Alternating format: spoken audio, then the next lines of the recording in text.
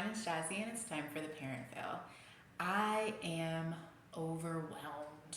We have so many toys in this house, and it seems like every time I try to get rid of a toy, even if it's a toy the kids haven't played with in months, they wake up the next morning and they ask about the toy.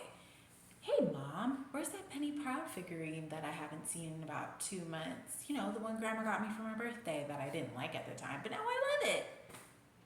Oh, I was gonna donate that, but I guess I can go get it for you. It's pretty much how those conversations go. And I have a birthday coming up for the middle child, and I know that that means there's going to be even more toys added.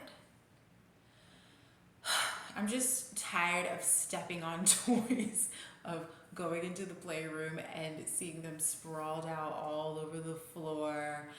They make their way downstairs into bedrooms. My bedroom has toys. I don't know what to do.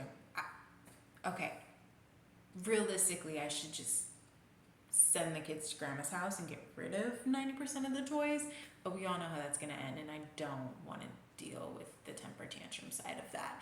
So what are you guys doing? How do you guys manage the toy department, especially around birthdays? Are you guys telling family money only, no toys? Do you just avoid throwing birthday parties?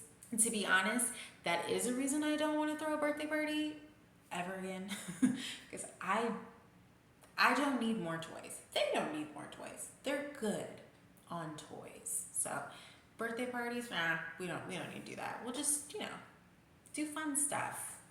Go on a mini vacation or host an art show, things like that. Do you guys have any advice on the toy department? Let me know down below. What's your parent fail for the week? We'll talk soon.